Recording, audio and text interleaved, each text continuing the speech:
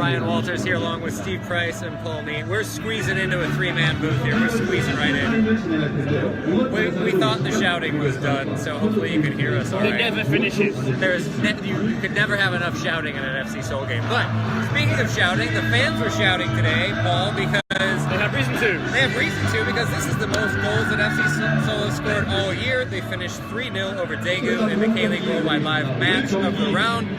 How did this happen? Well, in my opinion, the early goal helped. Yeah. After 12 or 13 minutes, they got the goal through Van Dro in a well-worked goal, as we talked about at half-time, and that gave them the confidence to be able to play with expression, freedom, and really, they looked good going forward. They really did. The likes of Choi as well, who made his full debut today, he was superb.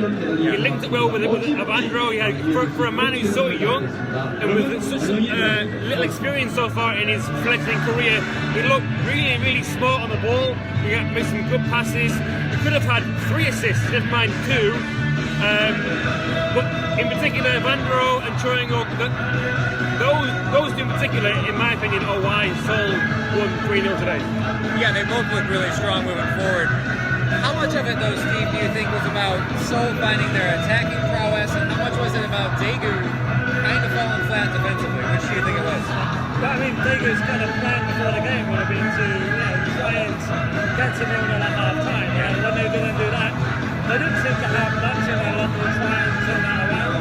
And they were hoping for the goal to come from something, but they didn't really threaten, so it looked like they could really get back into the game. And so, because they weren't really getting back into the game, Seoul just grew in confidence, I think, in the second half. Yeah, absolutely. I can hear you now. This is great. Oh, that's nice, Steve. yeah. I can hear myself think. Oh, that's great. The thoughts are back in my head. Anyway. Not necessarily a good thing, though. Yeah, no, not always. Anyway, I think one of the things that I noticed a lot from Seoul today, like they've been a strong team defensively all year, but I thought today, more than any other game I've seen them in, they intercepted the ball extremely well. I think almost every what would have been a very slicing, decisive pass moving forward from Daegu, Seoul was there the whole time, and we're looking at the stats now. I'm a little surprised to see that Daegu had the majority of the ball with 55%. Yeah. It didn't really feel that way. It didn't, no. I thought they had quite a bit of the ball. They just they kind of had it at the back a lot there, and they didn't use that. They didn't use their possession, even though they did have a lot of shots on goal. They didn't really produce many clear-cut chances. Yeah, no, not it. Wasn't exactly, like you said, it wasn't exactly the game plan I think we were expecting from Daegu.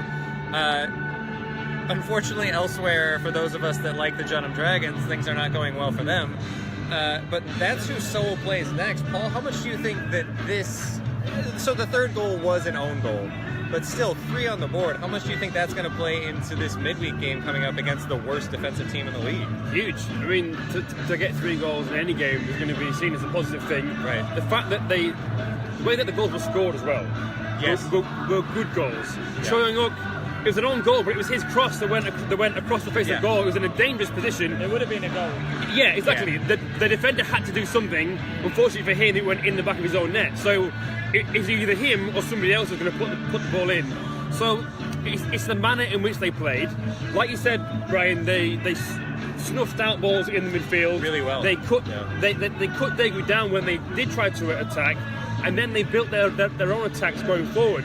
That gives me, well, me and Seoul fans hope that this is now the turning point going forward.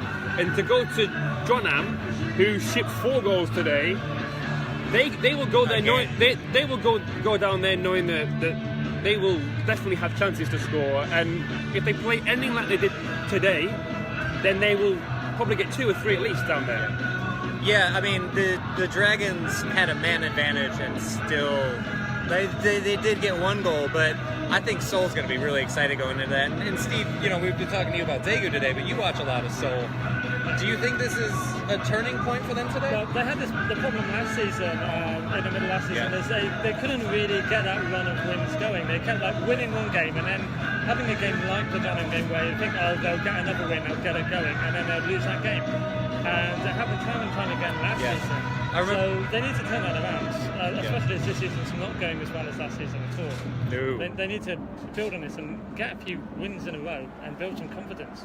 That's a really good point. Like this is actually potential trap game for them going down to Jeonnam, because last year they had that really emotional win, a late winner against Jeonbuk here, and then they went down on the road and they lost to Gwangju, who ended up getting relegated. Yeah, so sticks in your mind, isn't it? it's a really good point that this is a potential trap for them. Do you think that they're going to have that mental fortitude to avoid that, Paul? Yeah, but more so because I think Jeonnam's confidence is going to be shot to pieces. I can't hear you, Paul. What was that? You just cut out there for a second. I just think that, Seoul will go there with confidence. Yeah. Because of how well they played this afternoon. Mm-hmm. But also, likewise, Jeonnam will just be at rock bottom. Obviously, they are in terms of the table, but the mood, they are going to be quite concerned, I think. Having shipped 4 against Gangwon today, Seoul playing well. I'm sure if Jeonnam do their homework and they watch this game, they will be concerned about Choi Young-uk, Evandro. Anderson was lively when he came on as well. And the midfield, again, as we talked about it just a minute ago, but the midfield worked well. Yeah. Kim Sung-jun in particular. Go Yohan got himself... He started off on the left wing, but things got changed around when Anderson came on, and he slotted back into the midfield again. And he does well there in the central midfield, because he is energetic and he is a hard-working kind of player. So Jeonnam will be concerned. Seoul will go there with all the confidence now. Yeah. So that's coming up on Wednesday. It's going to be interesting. We'll probably be watching that one together, potentially in the new K-League United bunker. So there's a new bunker. It's coming up soon. But that's it for us from here for today. But tomorrow, if you liked what you saw today, tomorrow there's a really good one on Jeonbuk versus Daegu down on the island. That one should be a lot of fun. Steve, who do you got in that one? I think Jeonbuk are just going to start piling on the wins now and build up that. They'll be 10 points clear by the summer, by the World Cup probably. Yeah, the depth in that team is... They look really strong. Ooh, they're just so good this year. Obviously, their forward line is impressive, but they haven't conceded a goal for how many games now? Is it 5 or 6? They've kept clean sheets now. Yeah. They've been on this winning run in all competitions. Yeah, I mean that last season that would have been a good game. Jeju against Jeonbuk.